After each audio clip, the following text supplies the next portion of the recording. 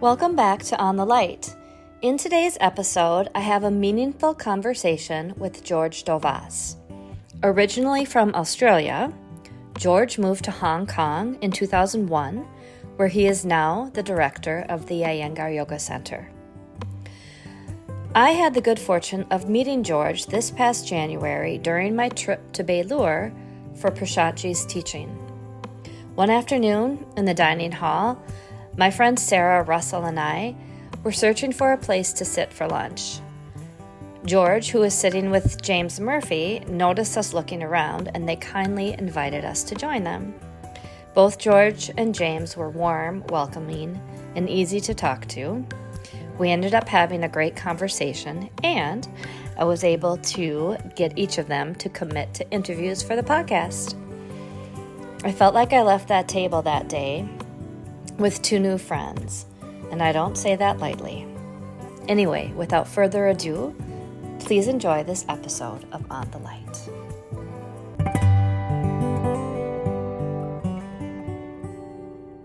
Hi, how are you? I'm doing well, thank you very much. How are you? I'm doing well. It's really good to see you. Likewise. So it's good to see you again, I should say, because we met this past January. For the listeners, I met George while studying in Bellur with Prashantji, and that was a wonderful experience. And it was kind of ironic because, well, I don't know, ironic or serendipitous, that I was just before talking with a mutual friend who told me that I needed to meet you and that you would make a great person to interview for the podcast. So here we are. It's a pleasure to be talking with you, Susan. It was a pleasure to meet you, and it's a pleasure to discuss all that is Iyengar Yoga. Yeah. Well, why don't we start with just tell us what was your initial introduction to Iyengar Yoga? My initial introduction to Iyengar Yoga was one of those moments where it was quite profound and powerful. Up to then, I had been involved in the fitness industry. I had been taking aerobics classes, and through that, I eventually became an aerobics instructor myself. So I had gone from being at school very unfit, very non-sporty. I was academic. I had a mindset of academia. Life is all about learning and getting a good job. And then I discovered aerobics and fell in love with exercise and wanted to know more about the body and health. So the moment I did my first Iyengar yoga class, it hit me that it was something very special, that this modality knew something about health that all the other things I had tried weren't able to capture. It was as if yoga, and it happened to be Iyengar yoga, was seeing something about the human body in its connectedness with the mind and with the breath.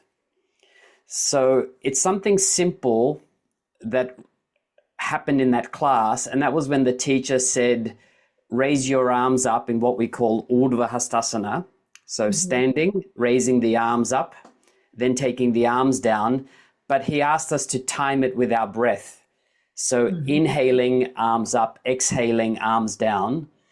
And although it sounds very innocuous, there was something very powerful about doing that, experiencing that.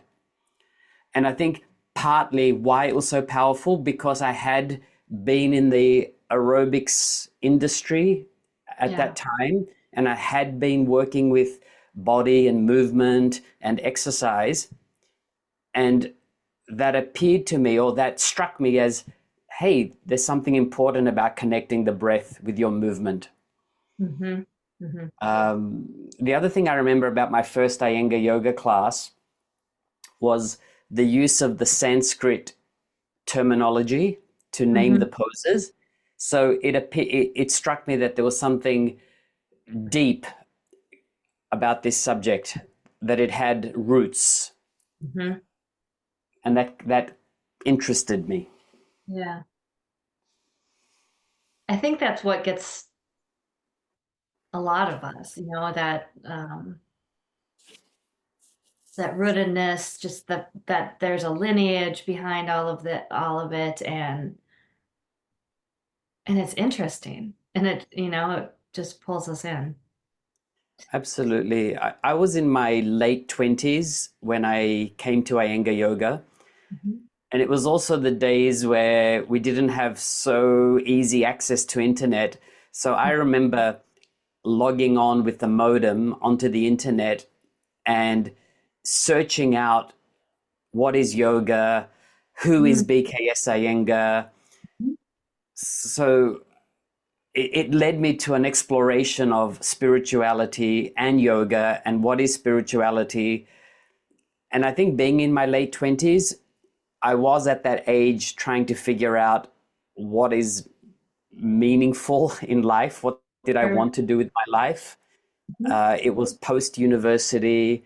I had gone into the professional workforce, Mhm. and I was questioning what did I want, the next chapters of my life to look like. Yeah. I think it was that ideal age where there's a innocence or a naivety that anything is possible, Hmm. but also you've had a bit of enough of life to know that certain paths may not be fulfilling you completely.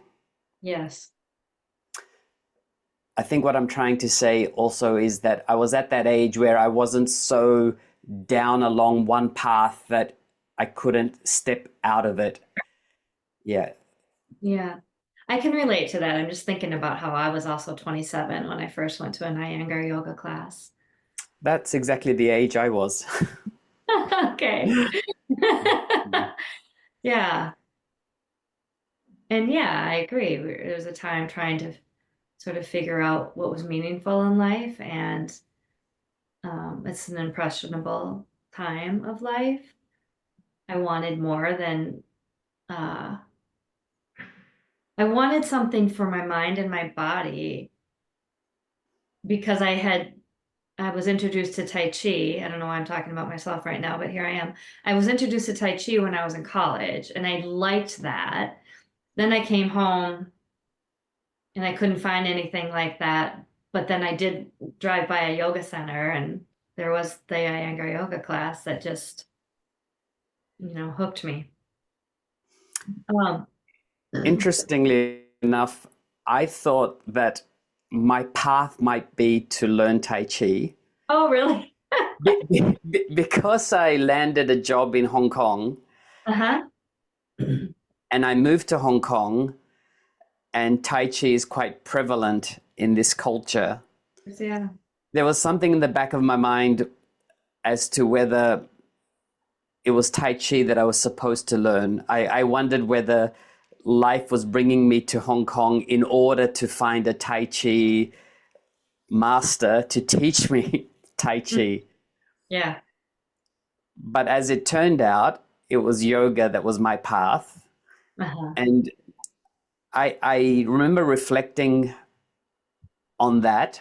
And I feel that being in Hong Kong, it actually gave me the opportunity, the space, and the resources to Hmm. spend on yoga, to spend time learning yoga. Sure. Yeah, because whilst Hong Kong has a reputation of being a very busy and vibrant city, it's also a very easy to live in city. It's very convenient. Things are nearby. You don't travel long distances. Hmm. And all of that contributed to making a lifestyle where I could spend time on yoga. Hmm. So, in a funny sort of turn of events, I feel that coming to Hong Kong was what actually enabled me to be in yoga and to be Hmm. in it consistently. Yeah. Yeah. Interesting. So then when was your first experience with going to Pune and learning from the Iyengars? My first experience was in 2004. Okay. It was Gitaji's 60th birthday, and Mm-hmm. they held an event called Yoga Sadhana. Okay.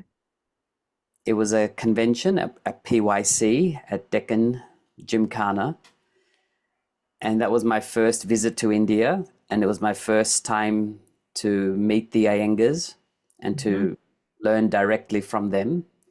And it Mm-hmm. was quite an experience, that convention, because it was Gitaji leading the convention with Mm-hmm. Guruji making surprise appearances during the convention, seeing what we were doing, and then sharing his take on, what he was seeing us Yeah.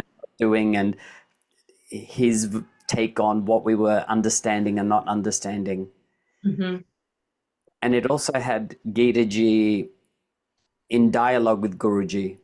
So Gitaji would say, yes, I saw them not understanding this, but the reason I'm teaching this now is because I wanted them to learn this first or to do this first. So it was interesting to see the thought process Sure.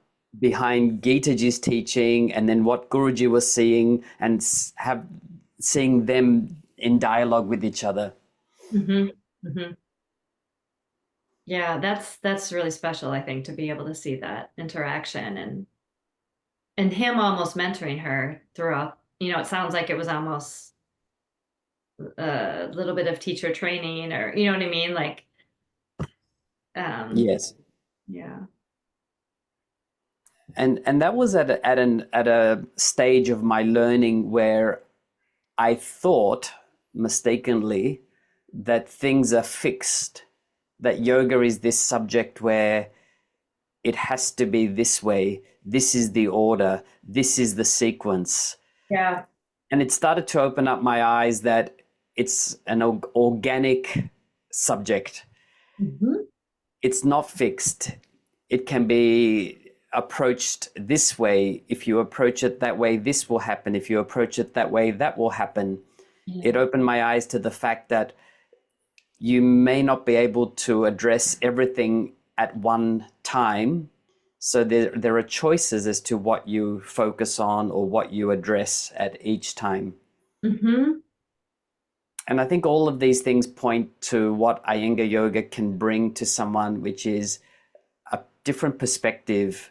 So where the mind may go towards a fixed viewpoint, we Mm-hmm. see that there are more than one.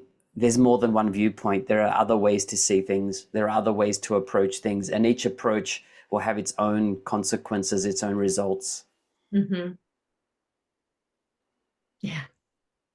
Yeah, that is one very fascinating aspect of yoga. Yeah.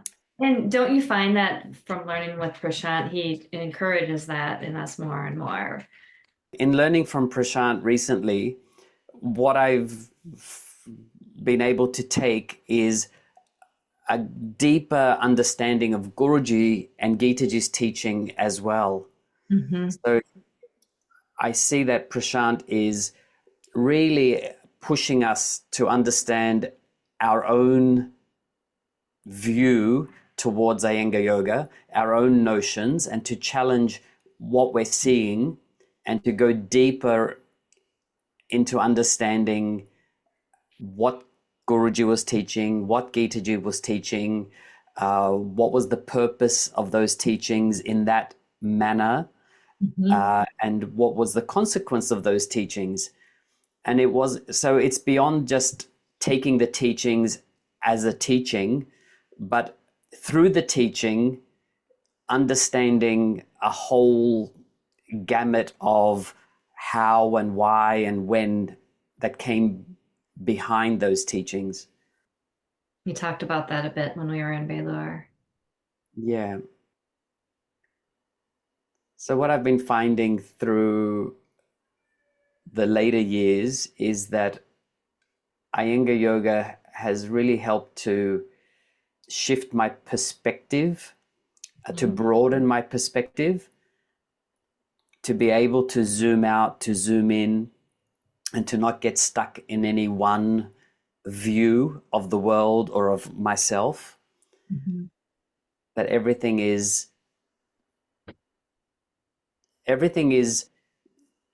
viewable, if I can use that expression, from different angles and different perspectives. So you can see something from one point of view or another point of view. You can zoom out and see the macro, or you can zoom in and see the microcosm. And once you have all those viewpoints, your perspective of a situation or of yourself changes. I think it's more wholesome. How about some other experiences with Guruji? What are some of your memories of being there in the practice hall and the institute? It only came to my mind last year when someone asked me, I've had this question repeatedly, did you learn directly from BKS Iyengar? And the answer is yes and no, as in, yes, I was at the Institute a lot. It was when Guruji had already stopped teaching classes himself, but he was in the practice hall every day, and I practiced in the practice hall beside him. Also, when I was attending classes, he would often be at the back of the classes giving input. And I was there during the period where he was mentoring Abhijata. And so he would teach through Abhijata, or Abhijata would teach with his guidance. Yeah. Now, that in itself was powerful, but I think my realization was the most powerful teaching from BKS Iyengar to me was the fact that I practiced in the hall with his presence. And that realization came from Prashantji's teaching when Prashantji asks us to consider how we behave when one person is next to us, and how we behave when we're alone, and how we behave when another person is next to us. So what I realized was one of the most powerful aspects of my relationship to Guruji, BKS Iyengar, was the fact that I practiced alongside him year after year after year, and how that changed my sensitivity, awareness, focus, level of alertness in my practice. Yeah. So for the people that know BKS Iyengar that perhaps haven't met him, imagine he was beside you when you do your practice, how that would feel. And I think that is the most powerful influence from BKS Iyengar.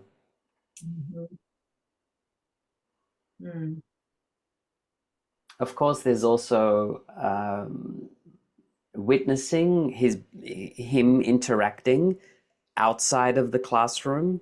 So I always enjoyed being in his presence at the institute, in the lobby, seeing him meet with others, in the library, seeing him answer questions that others put to him.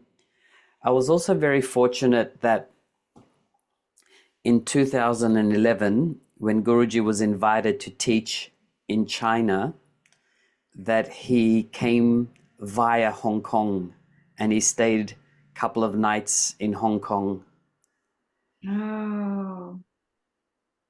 So a little bit of background. When I heard he was going to China, I wrote to Guruji and asked him if there was any possibility that he might be able to stop into Hong Kong.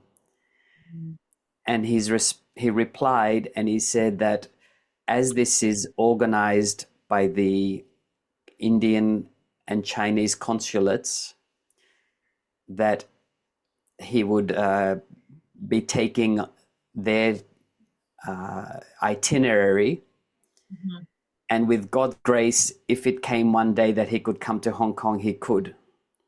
Mhm.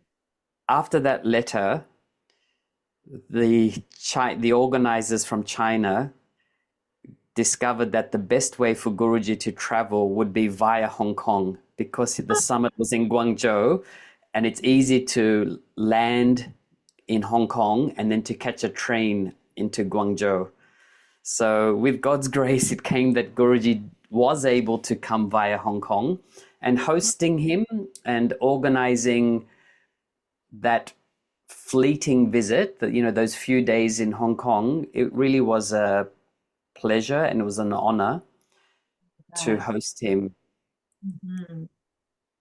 And it was a big event. So alongside with Guruji, there were 10 or 11 other teachers from India. Okay. Uh, a lot of his family also traveled with him. His granddaughter Abhijata, his nephew Kaushik. He Mhm. came with teachers from Mumbai, teachers from Pune. It was a very exciting, amazing, and special time. Wow. You're very lucky. Yeah, I feel that, because I also felt a little remiss that I hadn't come to Iyengar Yoga a little earlier. Hearing stories from the more senior teachers of Guruji traveling to their countries and Mhm. them being with Guruji, doing things with Guruji, these events in the different countries, I always felt like I missed out on something.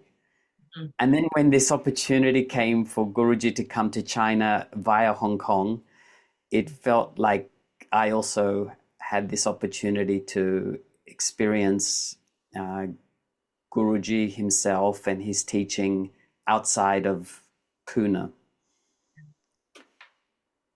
That is really special. It was very special.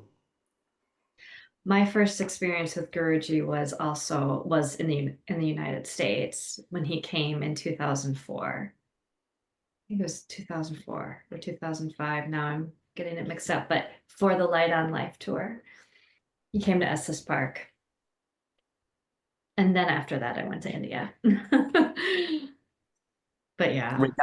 Regarding Estes Park, that's another regret of mine that I didn't attend, because Mm. I considered it.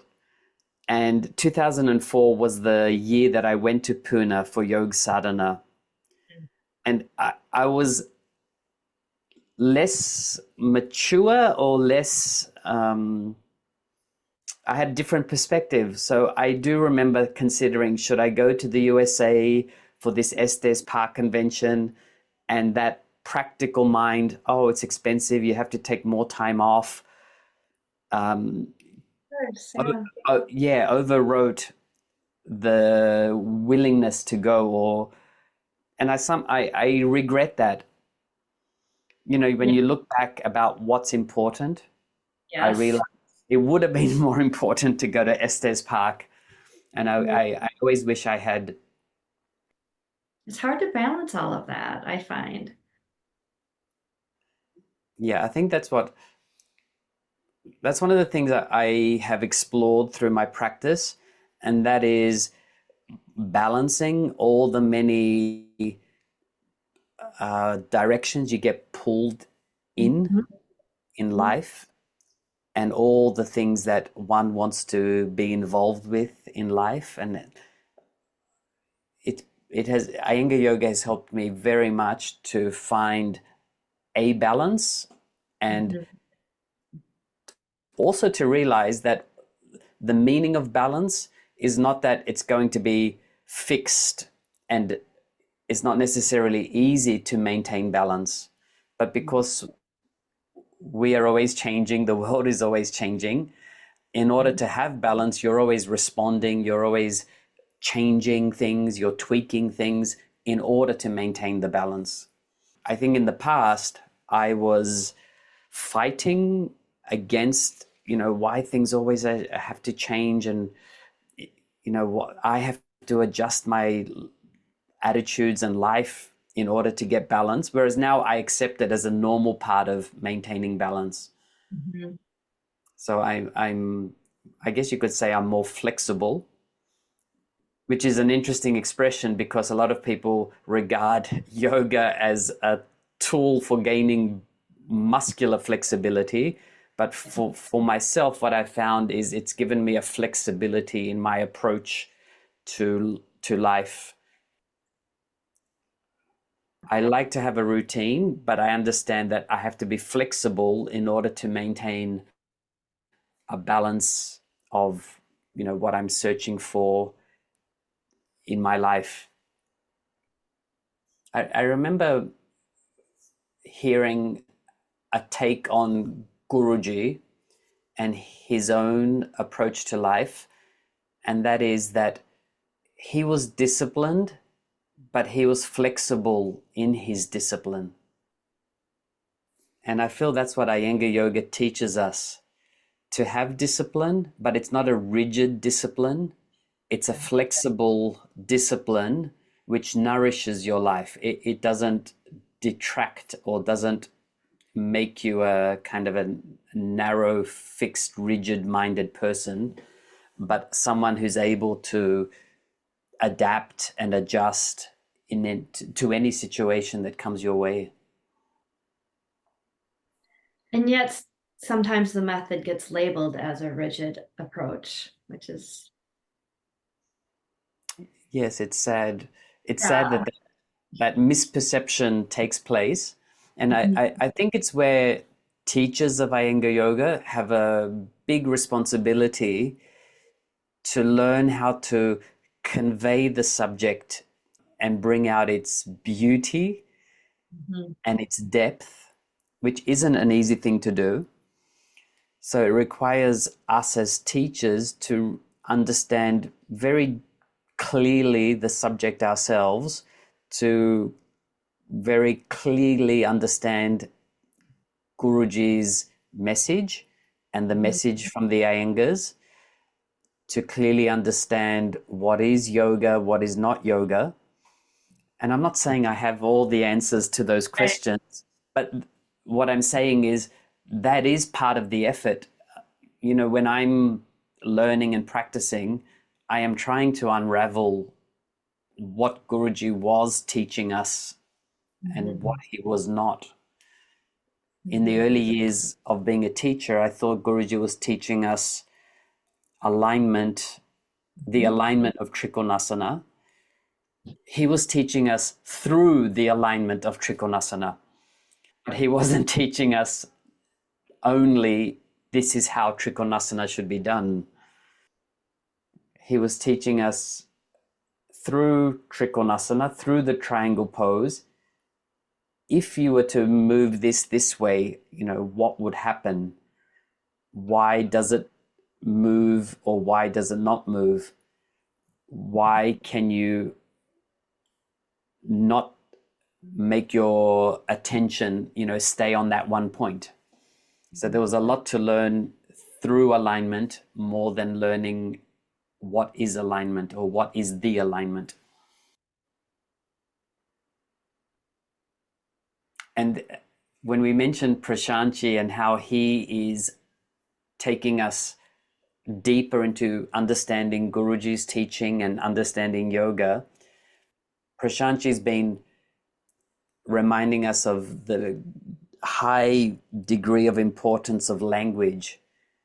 And so coming back to us as teachers, accurately conveying the teachings to our students, language is very important.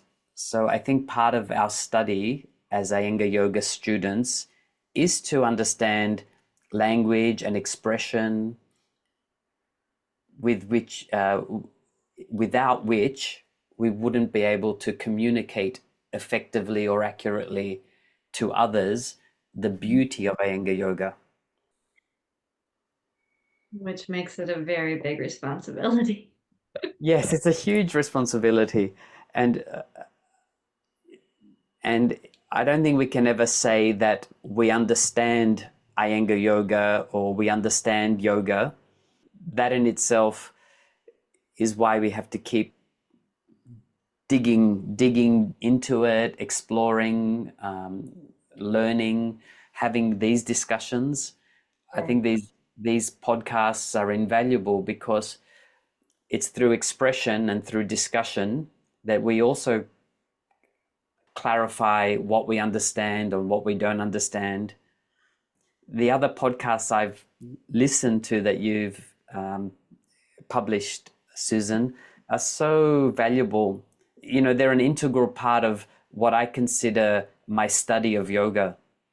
So Mm. listening to the other teachers and students share their experiences is part of what I use in my own learning and in my own journey. That's a really big compliment. Well, that's exactly what I wanted this podcast to be.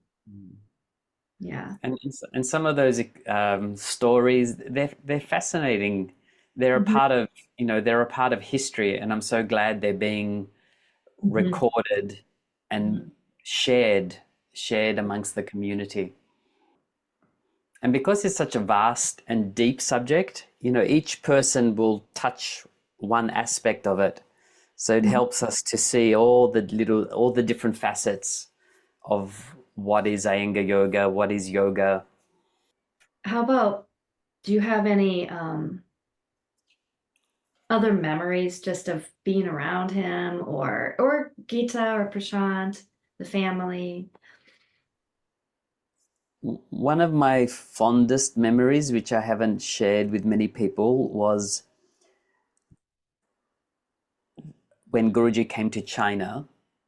So he stopped over in Hong Kong on his way to China, and it was a big event with a lot of people involved in the organization, a lot of people with Guruji at all times. And when he went into China, it was an even grander event. There were press conferences and there were discussions with Tai Chi masters where he spoke about spirituality from the viewpoint of yoga, and the Tai Chi master spoke from the viewpoint of Tai Chi, and there were TV cameras there, and we were in big auditoriums. At the hotel, there were students there around Guruji all the time taking photos. But when the China summit finished, Guruji had a stopover at Hong Kong airport, and it was quite a lengthy stopover. So I organized a hotel room at the airport for him to take a few hours of rest. And I was in the room with him and his grandson Kaushik, and I had brought in a home cooked Indian meal that Oh. was cooked by one of our South Indian students in Hong Kong. And it was post the summit, and it was only the three of us, Guruji, his grandson, and myself. And I prepared the meal for him, laid it out, and then he asked me to stay and eat with him. Oh. So that was a really special moment, and it's not because of what we discussed or what we said. In fact, there was little conversation, and I think that's what made it so special, that it was just a very simple affair, the three of us in a hotel room eating a home cooked South Indian meal, and the meal itself was a very simple meal. Mhm. So there was something about that moment of simplicity, normalness, you could say, Yeah. normality, that made it very intimate and special. Yeah, that sounds very special. Yeah, and in that at that time, it was actually before we had the meal. I thanked Guruji for his teaching and everything that it had brought to my life. Mhm. So it's not that I hadn't expressed gratitude in the past, but it just felt like I was able to do it wholeheartedly. And it felt like if there was anything I ever wanted to say to Guruji, I had said it at that moment. I had Yeah. conveyed my gratitude, my thanks to him. So it was like there was nothing left unsaid. Oh, that's amazing. Not many of us, got to have that with him. Mm. It's really special. It was special, yeah, for me to have had that moment. What was he wearing?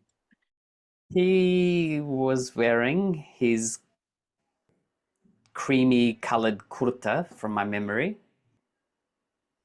I think like you see him dressed, but he was traveling. He just came off. He because he'd been in Beijing, so he'd caught the flight from Beijing to Hong Kong. So he's wearing his kurta and his dhoti. And actually, he did virasana on the bed with pillows stacked between his calf muscles and his buttocks. And that was because he had become it was a tiring trip for him at the age of 94 Mhm. to have gone to China and taught, and then to have gone to Beijing to attend press conferences. And I remember him telling me, he pointing out that he was in virasana, and that the reason he was doing it was because his legs were tired. And he said, if your legs are ever tired, you can do virasana in this way to refresh your legs. So it was almost like he was teaching the pose and the benefits of the pose. But see, for him, it wasn't as if yoga was this separate thing you do. He was simply stating, or he was simply addressing the tiredness of his legs through an asana and then sharing that. So I think that's another difference of how we as younger, less mature students see yoga. We Mhm. see it as something separate that we do for a Yeah. period of time. Okay, I'm going to allocate 1 hour of my day to yoga. But for Guruji, it was just an everyday tool that he had available to himself. And he had a few hours in transit in Hong Kong.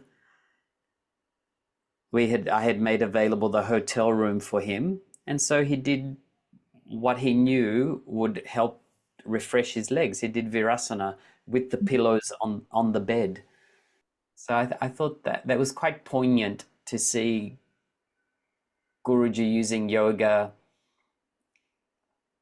to help with what was in front of him at the moment, to deal with the fact that he was traveling and he was tired, and then he had another flight from Hong Kong back to India ahead of him. I mean, he was teaching you something then. Yeah, and that's where also this idea of not being rigid and having discipline, but a flexible discipline.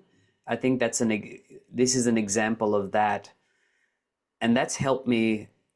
Because when I travel now, if I can't do a kind of a formal 1 hour practice with a yoga mat, wearing Puna shorts and wearing a singlet, Right. there are still things I do and can do, and Yeah. I find that very valuable to have that permission, that mental permission that I don't always need a yoga mat to be doing yoga or to be in yoga. Yeah. And that is letting go of that rigidity, because that is a rigidity Mm. I see that in Prashantji as well. There have been times where I've had to call him after our Saturday sessions, or yeah, I haven't had to, but for whatever reason, I've called him and I think he's in Supta. I can't see his whole body, but I think he's laying in Supta Mm. Virasana and he'll just have a conversation. He did that in Bellur when I talked to him that one time after class, he just laid down in Supta Virasana and said, "Come talk to me." And I was able to ask my questions, and yeah. Hmm. And I think what's interesting about that is that we can also discern that although he may take Supta Virasana and be in conversation with you or with someone at that time, he has also done Supta Virasana with the head wrap, totally in another format, as in totally Right. quiet. There's more than one way to approach your practice. There's not just a standard method or a standard way. Do you ever sometimes wonder, because I do, like, why am I the receiver of all of it? Like, how is it that me in this lifetime have come upon these teachings, and the Iyengars are here during this time that I'm here. And not only that, but I've been able to have conversations with Prashant, and I studied with Gita when she was alive, and Guruji was there as well. Like, I was also in that period where he was training Abhijata. It's just like, why me? I don't know. It's crazy.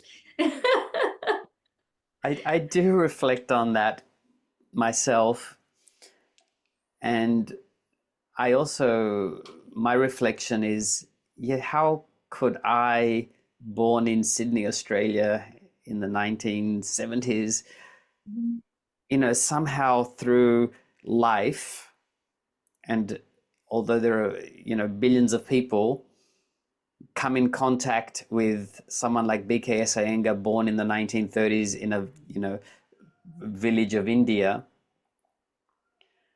And that's fascinating to me, Mhm. how, and here I am now intersecting with you, Susan, from a different culture, a different country. And what I was saying to a friend recently is, even if I don't believe or know factually that past lives, for example, exist, Mhm. I'm able to use this idea of maybe we all had past lives. It doesn't matter to me whether it's true or not true, but even just considering past lives as Mhm. perhaps a way of explaining how different people connect with each other in this life. Mhm. So I like that idea of perhaps we all in a past life had Yeah. some connection with each other, and that's what brought us together through this teaching, through this community in this life. Well, do you want to say anything about what you observed in terms of over your experience? You saw how Guruji aged, really. Do you have any observations on that you want to share? His practice, how that changed over time?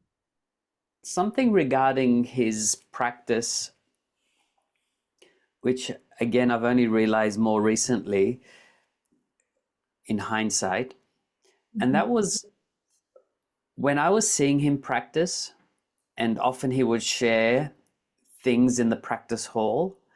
Mhm. At that time, I thought these were things he knew about the asanas, but what I realized later on was they were things he was discovering at that moment.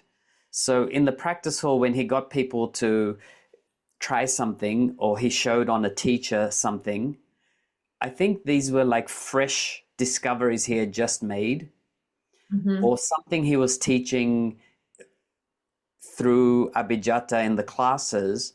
They were more recent things that he was seeing in the asana. Mhm. But at that time, I thought these were things he already knew for a long time and that he'd been teaching them for a long time. But now in hindsight, I see that his practice was forever giving him new insights. And the things he was sharing when I was there were those new insights. And that's encouraging. That is encouraging, yeah, because that means, even in his 90s, he was still learning new things and sharing them with us. And so now I look back, and those times that I was in the practice hall with him are even more special to me, because it was like I was in the presence of a scientist making a new discovery. As students coming into it at the time that we did, we can only comprehend what we're able to comprehend at the time. So it's after all the years and experience and experiences that we have that we're able to build upon our understanding of the teaching. Like the first time you heard or were instructed in Utthita Trikonasana, I mean, can you imagine? Like that was so physical and so basic compared to the way that we're able to perceive it and feel it now. I think also regarding that example of Trikonasana, when we see Guruji, he never assumed he knew everything about one pose. What I find inspiring through seeing Guruji is that one thing can lead us into an infinite journey of knowledge and seeing and understanding. I think for myself, and I think this goes for a lot of people, we fail to be able to go deep into one thing. The mind is such that Mhm. through boredom, we like to excite the mind with a variety of things. And for Guruji, even like a single pose like Trikonasana was able to be a conduit for him to very deeply explore. So whereas we do Trikonasana and we think we've done it and we know it, and that we should be doing something now more advanced or different, Guruji didn't get stuck in that mindset. Through Trikonasana, using Trikonasana as a focal point, he was able to endlessly evolve his awareness and his sensitivity and use Trikonasana as a tool of exploring so much more about life and the universe and himself, compared to us, where we see it as a fixed object with only limited scope. I speak for myself. Like, I thought, okay, Trikonasana is right leg straight, left leg straight, trunk extended over the front leg, arms extended. And if you see it that way, you limit your learning. Whereas the human body and the embodiment is so complex that even that one pose, Trikonasana, can unravel the complexity of the embodiment if you have the willingness, the perseverance to keep keep your attention on that one pose and go deeper and deeper and deeper. It's a difference between having a very mundane, simple conversation with someone you bump into. Hi, how are you? I'm good. Bye. Compared to having a deep relationship with someone where you get to know them intimately and it goes even beyond words.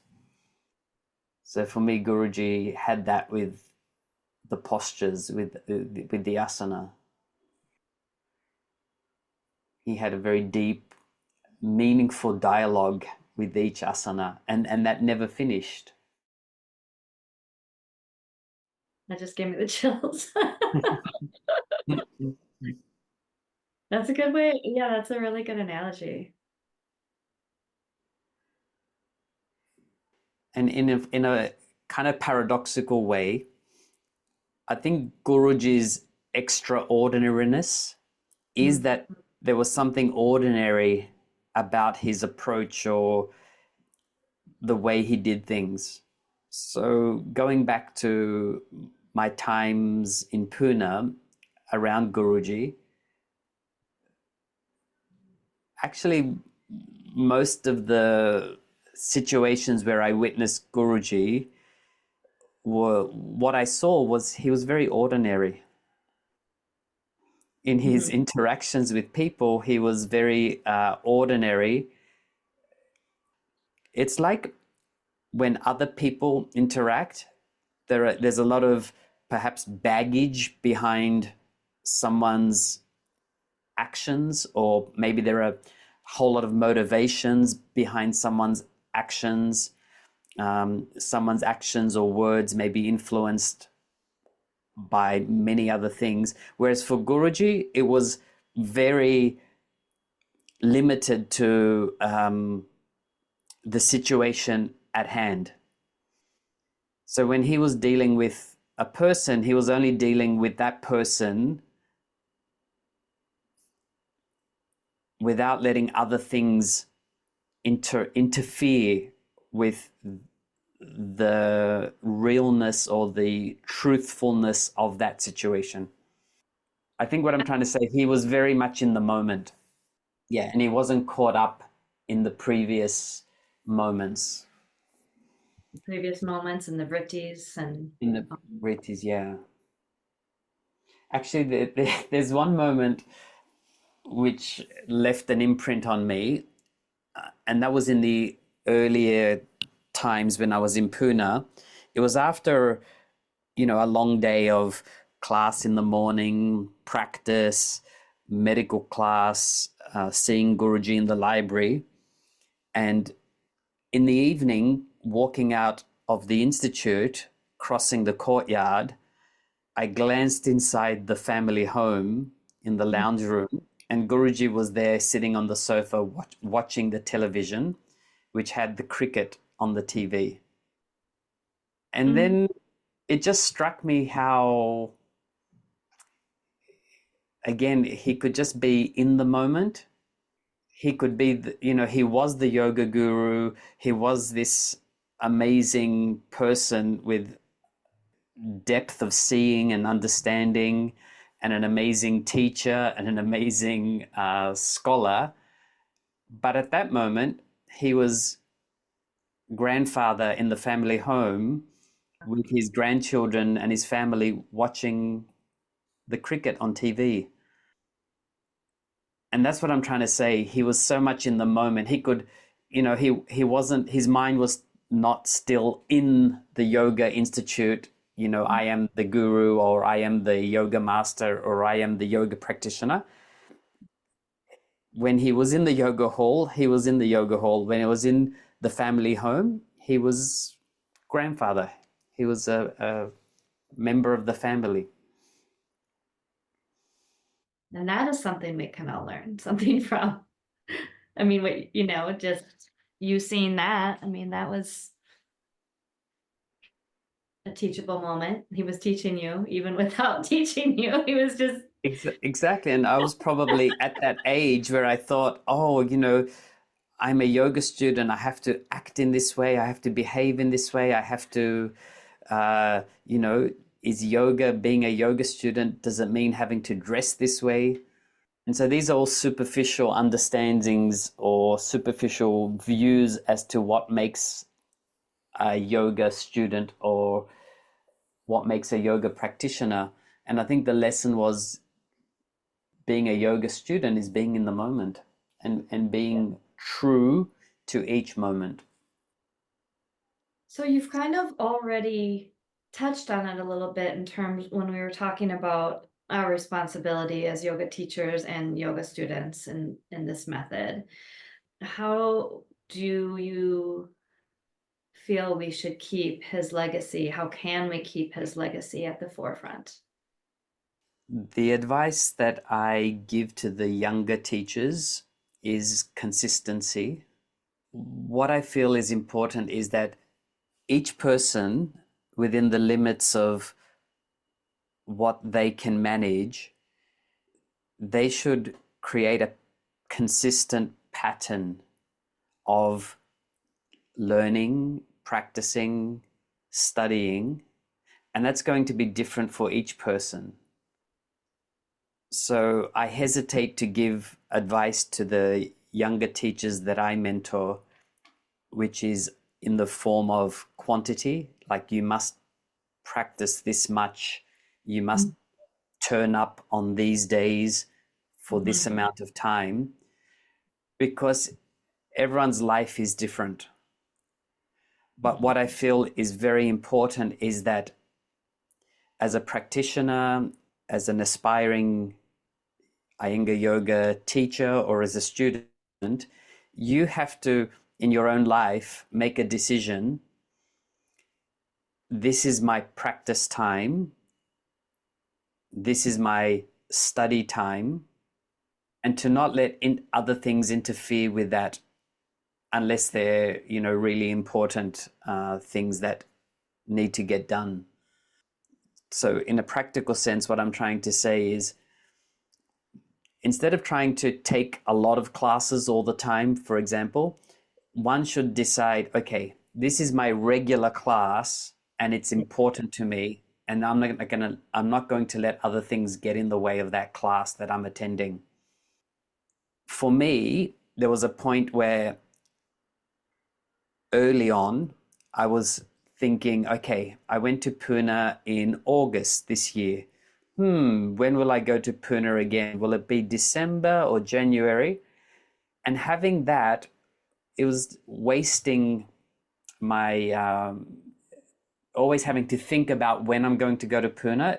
It was a waste of my energy or time.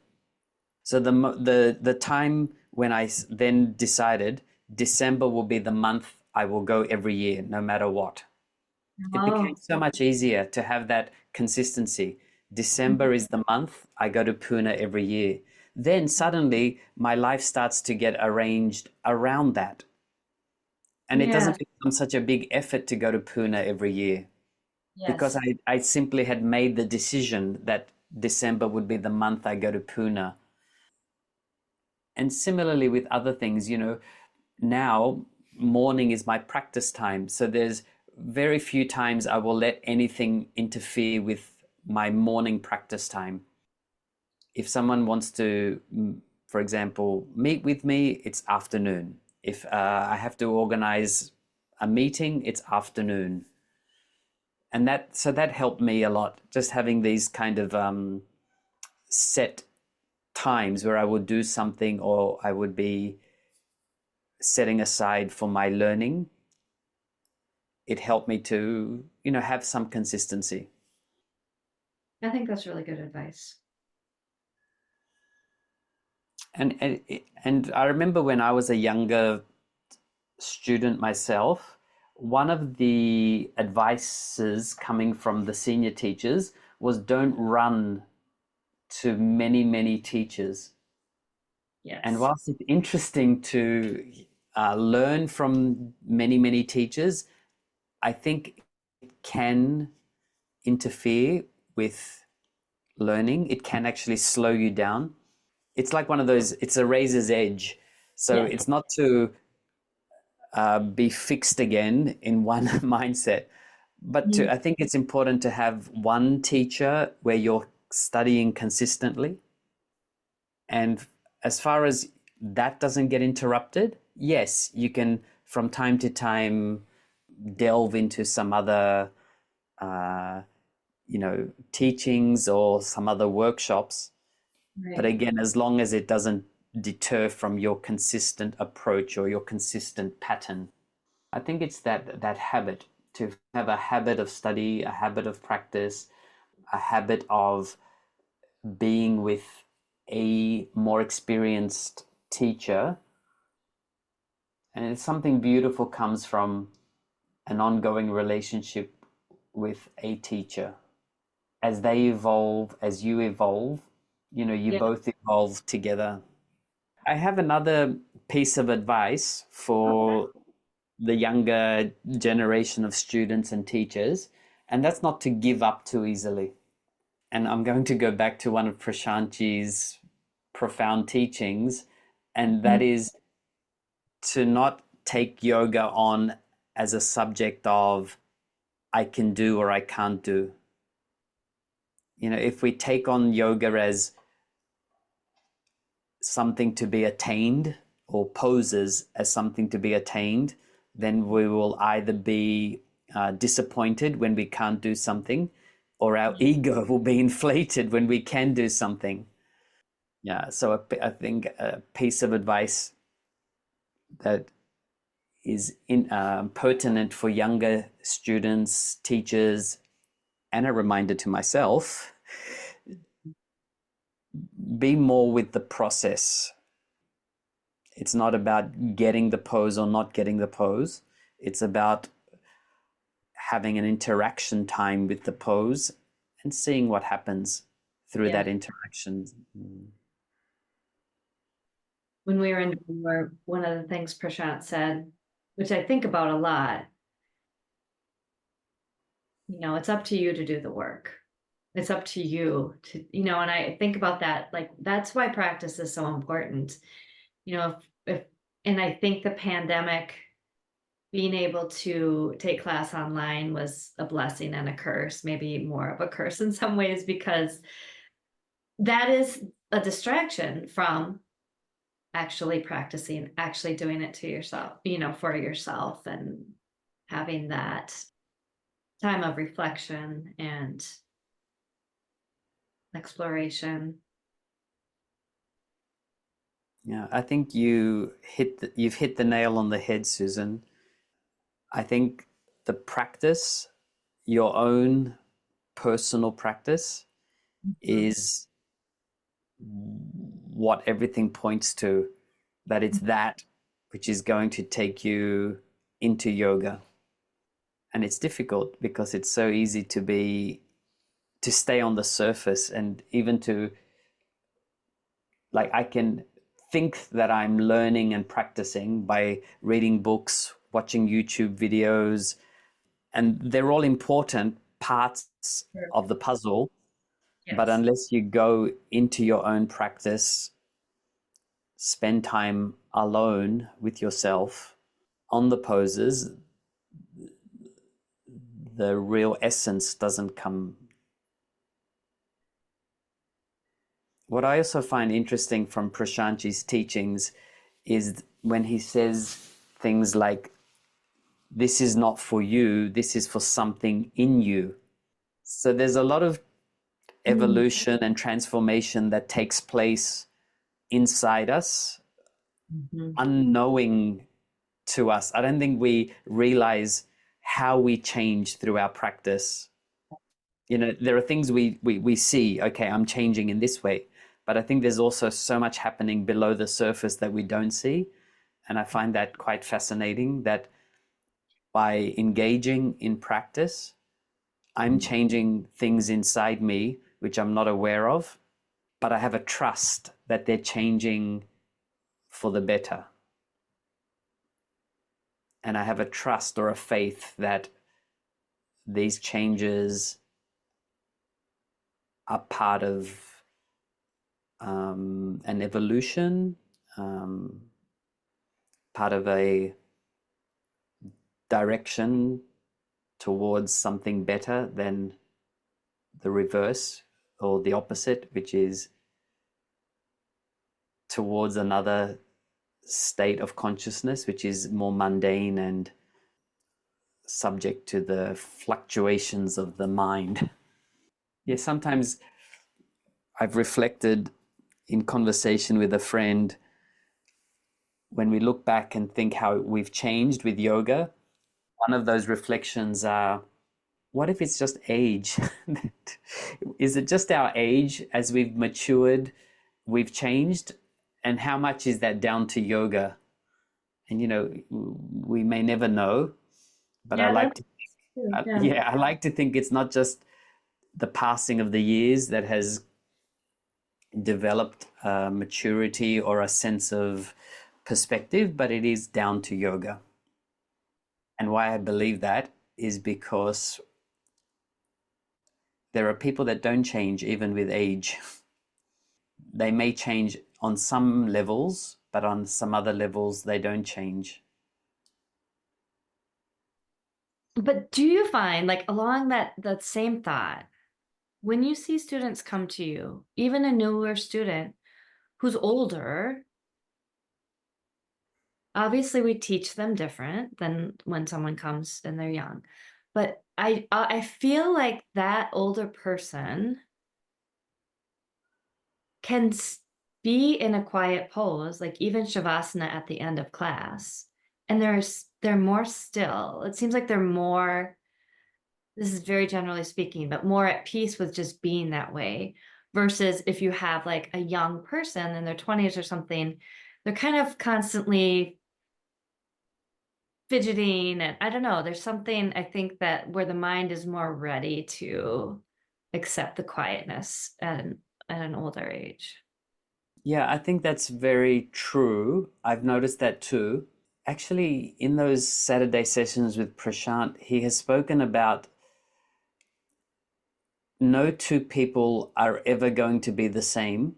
What was really profound about the way Prashantji pointed it out was that, our generation, we had certain intakes, not just the food, but everything that comes into our experience. In our generation, there are certain words, images. At that level of technological advancement, we interact with the world with certain objects. Yeah. Now, for the current younger generation, they were born where computers already existed. So everything that they have intaken through experience in their lives is different to what we've intaken as as a different generation. And that forms the human being. The human being is formed by the sum of all their experiences.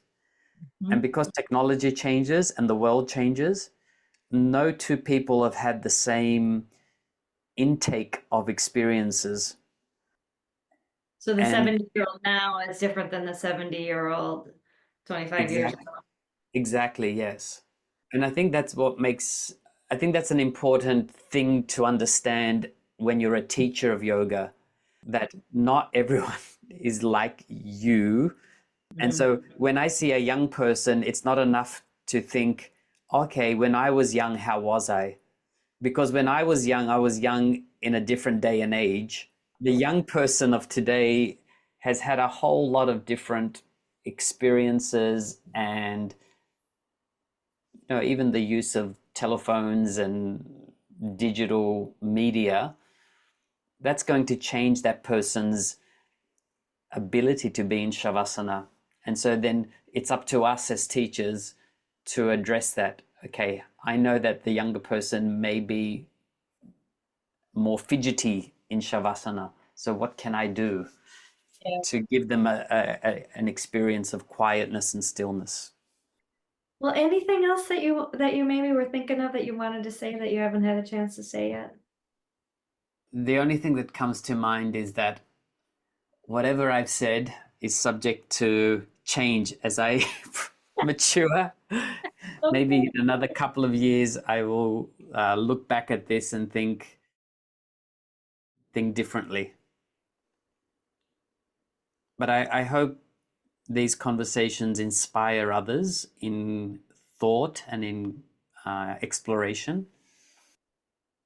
And what also I love about these podcasts and where we are now with technology is able to connect across the seas and interact with each other. And so I think also that's an important thing that we embrace and share with each other our perceptions, our experiences, so we can all learn together. Which also goes to the fact that, as technology changes, also our learning in the subject changes. I think the pace of our learning or the style of learning changes.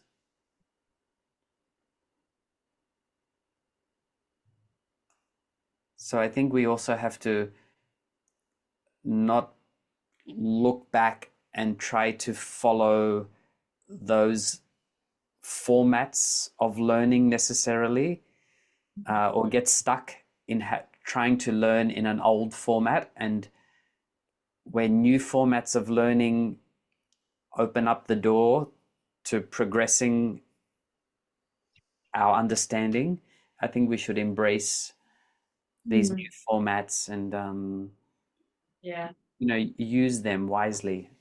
Use them wisely. Yes. Yeah. I like that.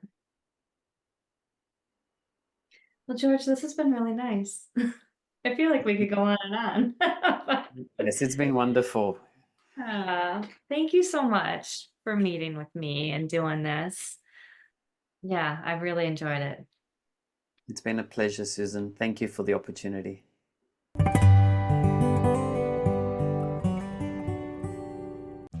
Thank you for tuning in to On the Light. I hope you enjoyed this episode as much as I did. Today, I will read from page 93 of Light on Life.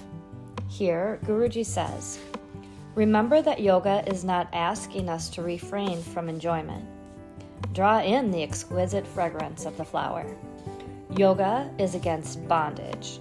Bondage is being tied to patterns of behavior from which we cannot withdraw. Repetition leads to boredom, and eventually boredom is a form of torture. So yoga says, keep the freshness, keep the pristine, keep the virginity of sensitivity. By all means, as I have suggested, keep an eye on our capricious ego. But there are techniques beyond that. The aim of retention, kumbhaka, is to restrain the breath. While the breath is being held, speech, perception, and hearing are controlled. The chitta, consciousness, in this state is free from passion and hatred, greed and lust, pride and envy. Prana and chitta become one in retention. Chitta wavers with the breath, while retention frees it from desire." If you've been enjoying On the Light and would like to support the podcast, consider making a small monthly donation. Your support helps cover production costs and allows me to continue sharing meaningful conversations like this one. Every contribution, no matter the size, makes a difference, and I'm truly grateful for your support. You can find the donation link in the show notes. Thank you for listening. Namaskar.